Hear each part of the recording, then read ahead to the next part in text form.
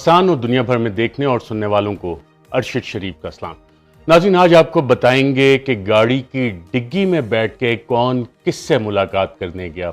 ये इंतहाई मज़ेदार कहानी है और ये कहानी बयान किसने की, किसके हवाले से, इस हवाले से आपके साथ जिक्र करेंगे। साथ साथ इमरान खान के ख़िलाफ़ तोशा खाना केस बनाने की वजह क्या बनी। एक तो लेवल प्लेइंग फील्ड की डिमांड थी मियाँ नवाज शरीफ साहब की तरफ से मरीम नवाज़ की तरफ से कि इमरान खान के ख़िलाफ़ उसको भी नाअहल किया जाए, इमरान खान को भी पाबंद सलासिल किया जाए। बाकी तमाम जो PDM इनके चंद हैंडलर, चंद सहूलतकार, चंद साजिशी, वो सारे इसी काम में लगे हुए थे। लेकिन एक और वजह भी है, वो भी आपके सामने रखेंगे। लेकिन उससे पहले नाज़रीन, आज सेनेटर आज़म सवाती, उन्हें अडियाला जेल से रिहा कर दिया गया ज़मानत के ऊपर। सेनेटर हैं, पाकिस्तान की सेनेट के ईवान बाला के मेंबर हैं और उनको जो ज़मानत दी है जज साहब ने, उसमें जो ऑर्डर लिखा उसमें बड़ा वाज़ेह लिखा कि क्या किसी फ़ौज के अफसर या किसी जवान से रब्ता हुआ या किसी ने बगावत की। और इनका जुर्म क्या था? इनका जुर्म ये था कि इन्होंने जो मुबैना जुर्म कहा जाता है, जो इन्होंने अपनी इजहार राय की थी कि आर्मी चीफ के हवाले से एक ट्वीट की थी। और इमरान खान ने आज आज़म सवाती के साथ प्रेस कॉन्फ्रेंस करते हुए कहा कि एक ट्वीट करने पे ये सलूक किया गया सेनेटर के साथ, सोशल मीडिया की जो लोग हैं उनके साथ। उन्होंने कहा कि हालांकि पंजाब में हमारी हुकूमत है, नामालूम अफराद आते हैं, उठाते हैं, लोगों को ज़दोकोब करते हैं और फिर अगले दिन छोड़ जाते हैं। साथ ही इसी प्रेस कॉन्फ्रेंस में हवाला दिया गया कि डॉक्टर शहबाज गिल को भी बरहना करके तशद्दुद किया गया, जिनसी तशद्दुद किया गया, उनके नाजुक अज़ा को इलेक्ट्रिक करंट दिया गया। साथ ही इसी प्रेस कॉन्फ्रेंस में जिक्र हुआ नौजवान सहाफ़ी जमील फारूकी का। उनका कसूर भी ये था कि उन्होंने एक ट्वीट की थी और डॉक्टर शहबाज गिल के कस्टोडियल टॉर्चर के हवाले से उन्हें भी पकड़ा गया, बरहना किया गया, तशद्दुद किया गया जमील फारूकी के ऊपर, सहाफ़ी पे भी। और आज जब प्रेस कॉन्फ्रेंस की आज़म सवाती ने, तो उन्होंने वो मामलात बताए, वो हालात बताए कि किस तरह से उनके घर में रात के आधी रात को मिडनाइट रेड जिसको कहा जाता है, लोग आए, दीवारें फलांग के आए और इमरान खान ने कहा कि बगैर वारंट के वो लोग दाखिल हुए थे और FIA के लोगों ने उनकी पोतियों के सामने उन पर तशद्दुद किया और उसके बाद उन्हें ले गए और नामालूम अफराद के हवाले किया। और इस हवाले से आज़म सवाती साहब ने honourable chief justice Umar Ata Bandial साहब से अपील की है कि आइन के आर्टिकल 184(3) के तहत आपकी बुनियादी जिम्मेदारी है कि पाकिस्तान के शहरियों के बुनियादी हकूक़ का दिफा करें। उन्होंने कहा कि मैं एक वकील भी हूँ, 74 साल मेरी उम्र है, एक पार्लियामेंटेरियन हूँ, और अगर वकला और पार्लिमान और सेनेट ने इस हवाले से कुछ ना किया, जज साहिबान ने कुछ ना किया, तो उस दिन से डरें कि खुदा न खास्ता किसी जज के साथ हो, किसी जज को नंगा करके उसे तशद्दुद किया जाए, दीगर पार्लियामेंटेरियंस के साथ यही सलूक किया जाए। और साथ साथ उन्होंने ये भी कहा कि मैं सुप्रीम कोर्ट खुद जाऊंगा, मैं दुनिया की तमाम फोरम्स पे ये आवाज़ उठाऊंगा ताकि वो लोग जो इस तशद्दुद में मुलव्विस हैं उनका पता लगाया जा सके। नाज़रीन, इमरान खान साहब ने भी नामालूम अफराद का जिक्र किया। इस हवाले से नाज़रीन, अगर हम मुल्क की तारीख़ देखें तो मोहतरमा बेनज़ीर भुट्टो के दौर में एक ऑपरेशन मिडनाइट जैकॉल हुआ था और मोहतरमा बेनज़ीर भुट्टो साहिबा ने बाकायदा नाम बताए थे और उसमें उस वक्त army chief general Aslam Beg का नाम भी आया था। फिर ब्रिगेडियर इम्तियाज़ का, जो ISI के इंटरनल विंग के थे, उनका नाम भी आया था। फिर मेजर आमिर का नाम भी आया था और इनके बाद में बाकायदा तौर पे कोर्ट मार्शल भी हुआ था। और मेजर आमिर ने कस्टडी में बताया था कि जो जनरल असद दुरानी ने अपनी किताब में भी इसका जिक्र किया है कि उनसे जब पूछा गया तो उन्होंने जनरल असलम बेग को इन्वॉल्व करने की भी कोशिश की। और जो अखबारात में इस हवाले से जो प्रोसीडिंग छपी उसमें कोट अनकोट छपा कि नवाज शरीफ को इसलिए पसंद किया जाता है कि वो एक कमज़ोर शख्स है और मोहतरमा बेनज़ीर भुट्टो की इंडिपेंडेंट शख्सियत थी। तो मोहतरमा बेनज़ीर भुट्टो साहिबा ने ना सिर्फ ये नाम आउट किए थे बल्कि बाद में इनके खिलाफ प्रोसीडिंग्स भी हुई थी, इनके कोर्ट मार्शल भी हुए थे। और नाम लेना ज़रूरी है। और खान साहब ने, अगर इमरान खान साहब ने पिछली एक प्रेस कॉन्फ्रेंस में कहा, मुझे पता है कि एक शख्स आया है इस्लामाबाद में, वो कौन शख्स है, खान साहब की भी ये जिम्मेदारी है, इमरान खान साहब की भी, कि सुप्रीम कोर्ट में जमा करवाएं अपना बयान कि कौन वो अशखास हैं जिनके ऊपर इनको शक है कि वो ये काम करें। ये नाम आना बहुत ज़रूरी है। साथ साथ सेनेटर आज़म सवाती ने भी इस पर तहकीकात का मुतालबा किया है और कहा है कि वो इंसाफ के लिए हर दर खटखटाएंगे। और ऑनरेबल चीफ जस्टिस साहब को इस हवाले से सेनेटर्स पाकिस्तान तहरीक इंसाफ के, वो भी एक ख़त लिख चुके हैं। उन्होंने कहा है कि वो सुप्रीम कोर्ट भी जाएंगे इस हवाले से और वो इंसाफ चाहते हैं कि इस काम में जो लोग भी मुलव्विस हैं तशद्दुद के काम में मुलव्विस हैं, लोगों को बरहना करने में, उन्हें बाकायदा तौर पर सामने लाया जाए और करार वाक़ई कानून के मुताबिक सज़ा दी जाए। इस हवाले से नाज़रीन, टॉर्चर के ख़िलाफ़ पार्लियामेंट ने एक बिल भी पास किया है और इस बिल में सज़ाएँ हैं पब्लिक ऑफिशल्स के लिए जो इस काम में मुलव्विस होते हैं। इस पर अब सदर मुमलिकत डॉक्टर आरिफ अलवी जिस दिन सिग्नेचर करेंगे, साइन करेंगे, ये बाकायदा कानून बन जाएगा। और क्या हम इसको एक वाहिद मिसाल बना सकते हैं, पहली मिसाल बना सकते हैं कि अगर पाकिस्तान ने तरक्की करनी है, जो 75 साल से गुलामों वाला सलूक होता है पाकिस्तान के शहरियों के साथ, जो सलूक अमरीकी अफवाज ने अबू गरीब में किया, गुंतानामो बे में किया, जो बरतानवी साम्राज्य यहाँ पे बर सगीर पाक व हिंद में आज़ादी से पहले करता था, वो पिछले 75 साल से टॉर्चर, कस्टोडियल टॉर्चर पाकिस्तान में चल रहा है। कानून पास हो गया है, तो क्या आज़म सवाती के केस में इन लोगों को आइडेंटिफाई करके बाकायदा तौर पर सज़ा दी जाएगी? ये एक इंतहाई अहम सवाल है और इसकी जिम्मेदारी पाकिस्तान तहरीक इंसाफ के कायदीन पे भी आती है कि वो नाम बताएं। आप नवाज शरीफ साहब को देखें, उन्होंने तो chief of army staff general Qamar Javed Bajwa का बाकायदा नाम लेके मुख्तलिफ मुतअद्दिद जलसों में उन पर इल्ज़ामात लगाए थे। DGISI उस वक्त के जनरल फैज़ हमीद, उनके नाम लेके इल्ज़ामात लगाए थे। और उसके बाद एक आपको याद होगा मशहूर ज़माना प्रेस कॉन्फ्रेंसेस भी आई थी मरीम नवाज़ की ऑडियो वीडियोस के हवाले से, उस पर मैं फिर किसी दिन बात करूंगा।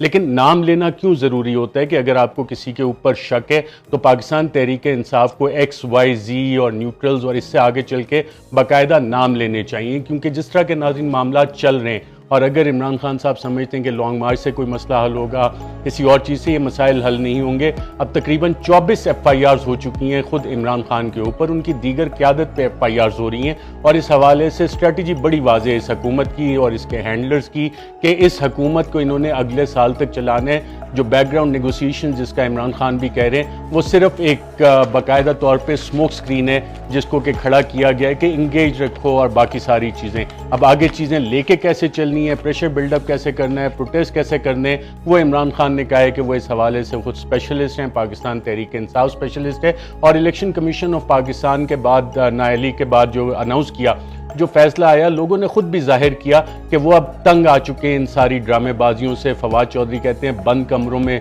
जो फैसले होते हैं उनका दिन और दौर चला गया। और जो नाज़रीन अभी तक की इतलात हैं, जो आज तक जिस वक्त मैं आपसे बात कर रहा हूँ, बाकायदा तौर पे सरकारी तौर पे वो फैसला अभी तक रिलीज़ नहीं किया गया इलेक्शन कमीशन का। कहा जा रहा है कि एक मेंबर ने अभी तक दस्तखत नहीं किया। अगर एक मेंबर ने दस्तखत नहीं किए तो कल ऐसे क्या वाक़यात थे, क्या इतनी जल्दी थी कि कल ही ये अनाउंसमेंट करनी थी इलेक्शन कमीशन ऑफ पाकिस्तान ने कि एक मेंबर मौजूद भी नहीं है, बीमार है, दस्तखत भी नहीं है और अभी तक फैसला वो बाकायदा तौर पे रिलीज़ भी नहीं किया गया।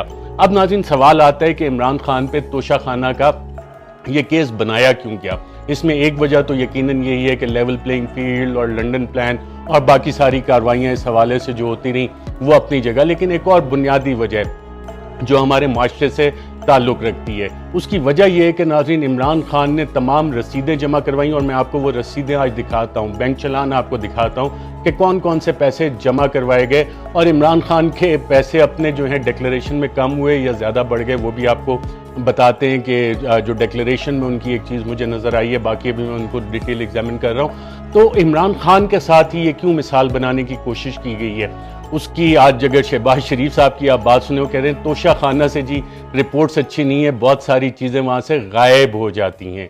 जी हाँ, ये पिछले 4 साल में ये रिपोर्ट नहीं आई, लेकिन अब शहबाज शरीफ कह रहे हैं कि वहाँ से तोशाखाना की रिपोर्ट्स अच्छी नहीं, वहाँ से बहुत सारी चीज़ें गायब हो जाती हैं। गायब नहीं हो जाती नाज़रीन, जो बड़े बड़े लोग हैं वो या तो जमा नहीं करवाते और अगर जमा करवाएं भी तो उसके पैसे जमा नहीं करवाते और अपने पास वो चीज़ें रख लेते हैं अपने बाप का माल समझ के, अपना हक समझ के कि जनाब हमसे किसने पूछना है। और इस हवाले से नाज़रीन अबू ज़र सलमान न्याजी ने बाकायदा तौर पर इंफॉर्मेशन मांगी कि 1947 से लेके अब तक के जितने भी सदूर रहे हैं, वज़ीर आज़म रहे हैं, उनकी मालूमात फराहम कर दी जाएँ।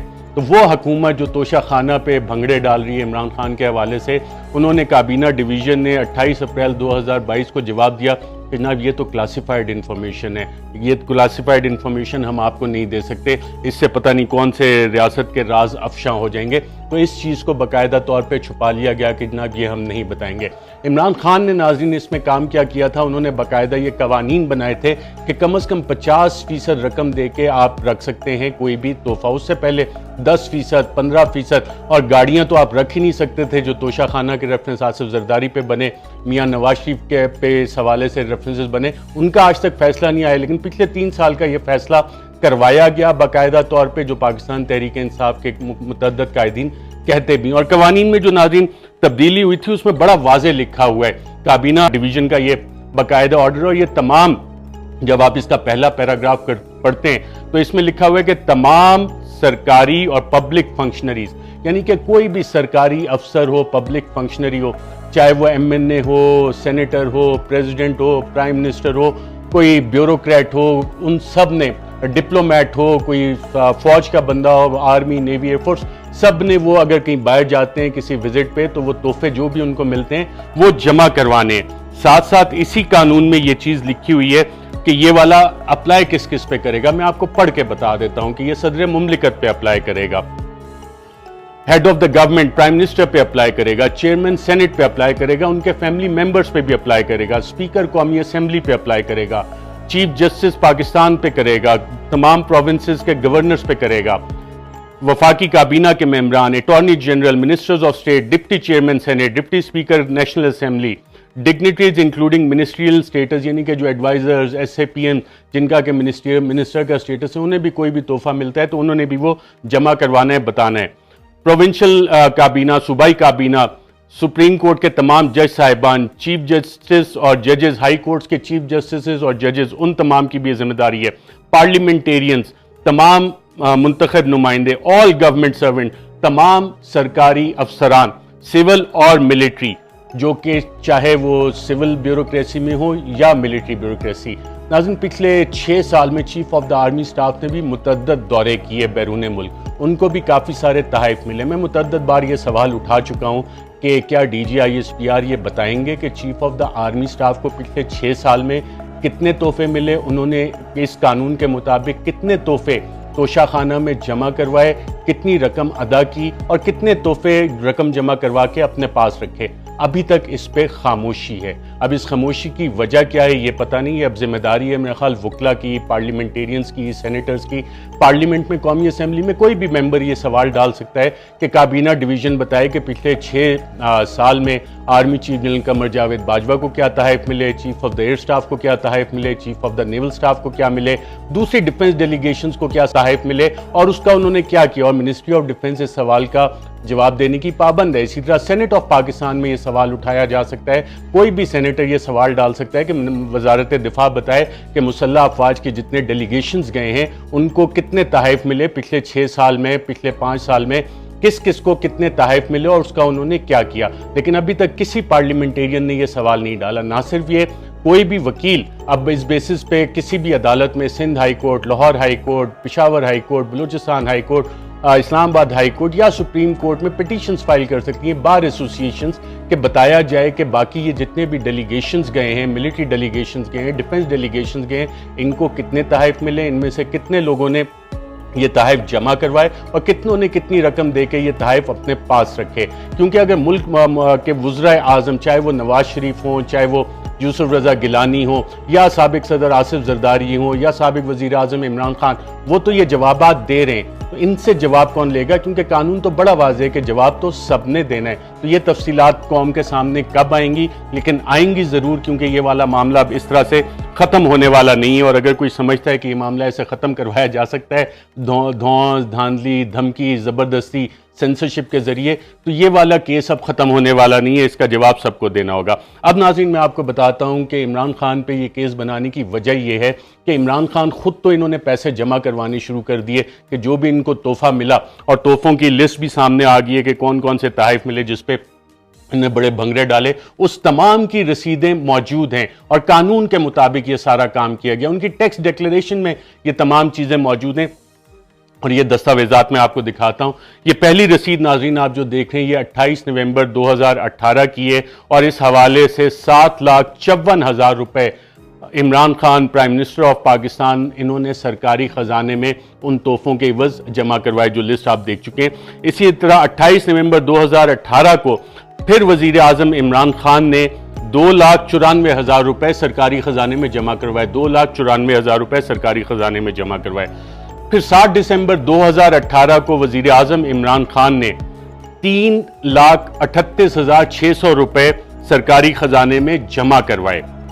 इसी तरह 22 जनवरी 2019 को वज़ीर आज़म इमरान खान ने 2,01,78,000 रुपये सरकारी ख़जाने में तोशाखाना के एवज़ जमा करवाए।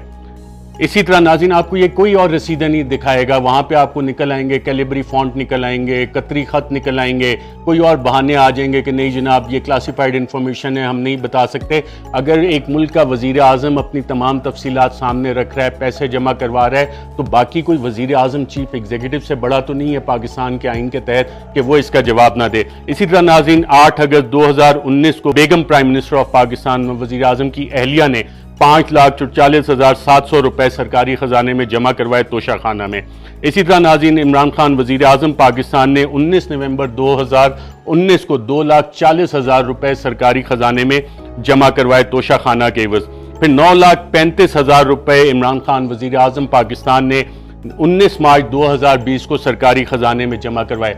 आपको कोई और रसीद नज़र नहीं आएगी, कोई और नहीं ये बताएगा कि आर्मी चीफ ने कितने पैसे सरकारी खजाने में जमा करवाए, नेवल चीफ ने कितने करवाए, एयर चीफ ने कितने करवाए, चेयरमैन सेनेट ने कितने करवाए, बाकी पार्लियामेंटेरियंस ने कितने करवाए, ये वाली चीज़ें नहीं आ रही। सेक्रेटरी डिफेंस ने कितने करवाए, सेक्रेटरी फॉरेन अफेयर्स ने कितने करवाए, सेक्रेटरी काबीना या दीगर जो सरकारी ब्यूरोक्रेट्स बाहर जाते हैं, ऑटोनमस बॉडीज़ के चेयरमैन जाते हैं, किसी की और ये रसीदें आपको नज़र नहीं आएंगी सवाए इमरान खान के अभी तक जो कि पब्लिक हुई हैं। इन सबको बताना चाहिए कि किसने कौन से पैसे जमा करवाए।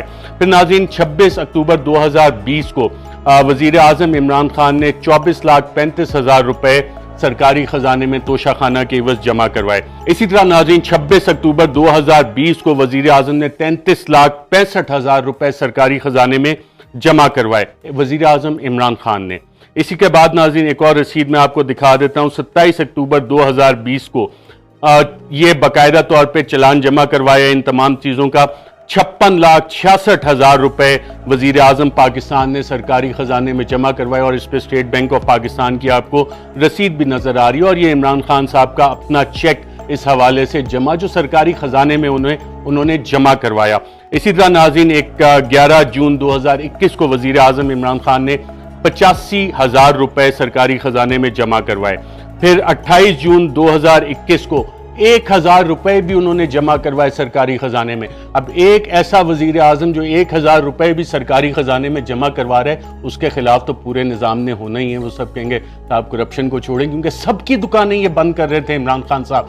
सब अगर वजीर आजम 1,000 रुपए भी जमा करवा रहे हैं तो फिर किसकी मजाल है कि जनाब वो अपने पैसे जमा ना करवाए। इसी तरह नाज़रीन, अगली पे आते हैं तो 28 जून 2021 को 1,33,250 रुपए वजीर आजम ने जमा करवाए सरकारी खजाने में। फिर 8 जुलाई 2021 को तकरीबन 29,14,500 रुपए जमा करवाए सरकारी खजाने में। 23 फरवरी 2022 को 1,93,000 रुपए वजीर आजम इमरान खान ने सरकारी खजाने में जमा करवाए।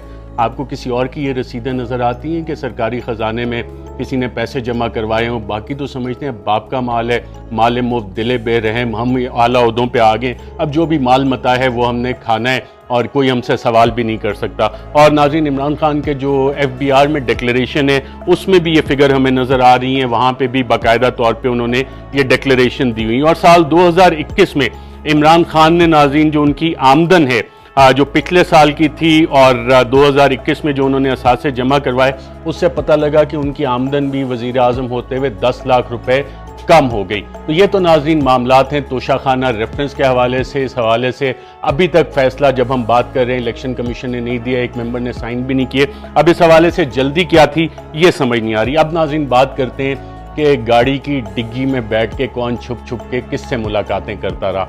नाज़रीन, ये बात बताई है पाकिस्तान मुस्लिम लीग ज़िया के सरबराह जनाब एजाजुल हक साहब ने। एजाजुल हक साहब साहबजादे हैं साबिक chief of the army staff, साबिक सदर मुमलिकत जनाब ज़ियाउल हक साहब के, और उन्होंने जो बात की उनके पास मालूमात काफ़ी ज़्यादा होती हैं।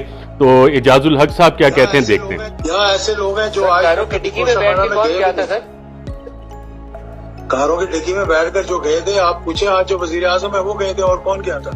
कारों की डिक्की में बैठ के कौन गया था? गालिबन नदीम मलिक साहब की आवाज़ है, पूछें कौन गया था, तो एजाजुल हक साहब कह रहे हैं वो साहब गए थे जो आज वजीर आजम है, यानी शहबाज शरीफ बकौल एजाजुल हक के गाड़ी की डिग्गी में बैठ के गए थे। अच्छा, अब गए कहाँ थे, ये सवाल ये आता है। इसका जवाब भी उन्होंने दिया एजाजुल हक साहब ने।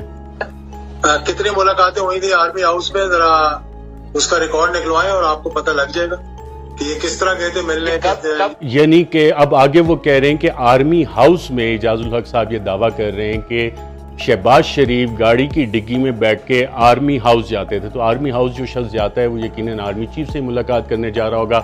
ये एजाजुल हक साहब उनका ये दावा है जो कि सामने आया है। क्या मोहम्मद अहमद के दौरे हुकूमत की बात है? जी, ये इमरान खान के दौरे हुकूमत की बात है। अच्छा, अब आगे से जब सवाल होता है कि ये कब हो रही थी मुलाकातें, तो एजाजुल हक साहब कहते हैं ये उस वक्त की बात है जब इमरान खान मुल्क के वजीर आजम थे। तो ये खुफिया मुलाकातें गाड़ी की डिग्गी में बैठ के शहबाज शरीफ साहब chief of the army staff से आर्मी हाउस में जाके करते थे। और एजाजुल हक साहब कहते हैं कि इसका रिकॉर्ड निकलवाएं और चेक कर लें। इस हवाले से नाज़रीन मज़ीद भी बात करेंगे, लेकिन आज के लिए इतना ही। अपना ख्याल रखिएगा, मुझे दीजिए इजाज़त। अल्लाह।